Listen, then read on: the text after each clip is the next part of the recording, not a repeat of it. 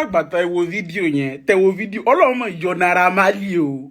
nígbà tó sọ pé òun fẹ́ drop fídíò yẹn láago 8 tí mo dé orí profile rẹ̀ tí mi rí mọ́kọ́ wo kò sí wèrè náà mo wá kúrò ó wá drop ẹ̀ ní bí ọwọ́ something 11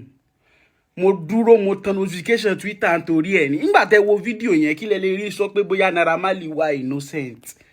nǹkan tó wà ń bẹ́ẹ̀ tẹ́mi rí sí pé Naira Marley wà innocent ẹ̀jẹ̀ ń jà yín ẹ̀mẹ́ tí mo sáré gbẹ́nu gbọ̀ngbọ̀ngbọ̀n gbogbo chat yẹn in wonder kí ló dé tó fi ń change number báyẹn celeb ó dẹ̀ ń change number ẹni àwọn change number mo wá sọ pé Naira Marley gan number tó ń lò látijọ́ yìí ló ń lò ká kúrò lórí yẹn number 1 ipe wọn búlì ọmọ yẹn ìyẹn lèmi ò lè gbàgbọ́ ẹ lè sọ ever Sam Larry ò lè gbé ògún kó sọ pé òun ò búlì ní Mohbad fídíò pọ̀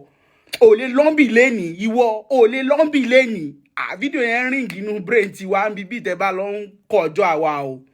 which is normal thing everybody ló lè ṣe irú ẹ̀ àjọ sign project 6 years wà fún mi ní 4 album bí ó ní 16 ọ̀nà 4 ó parí project ó kúrò lọ́dà wa ó fi jà kúrò ní àkúrò ní tùbínùbí nígbà tó fi jà kúrò tán náà kò pẹ́ tó kúrò ó bọ́ sọ́ndà kátálọ́gì ó withdraw £72,000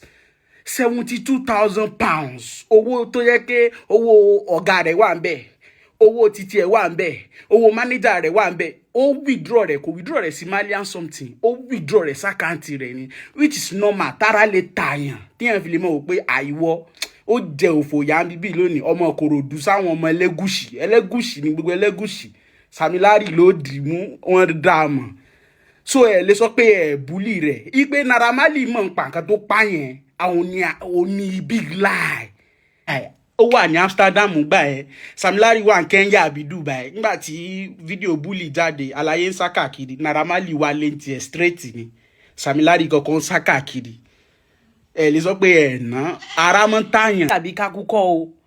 kákúkọ́ o ibẹ̀ náà owó revenue ó ń gba sákàǹtì ìyá ìyàwó rẹ̀ kò gba sákàǹtì ìyá bàbá rẹ̀ kò gba sákàǹtì ara rẹ̀ kò gba sákàǹtì bàbá rẹ̀ o kò gba sákàǹtì bàbá rẹ̀ kò gba sákàǹtì àbúrò rẹ̀ ó láwọn nǹkan táwọn à ń fojú wò pé ó jẹ́ normal thing but spiritual wà ń bẹ́ẹ̀ káyé mọ̀ ṣe wá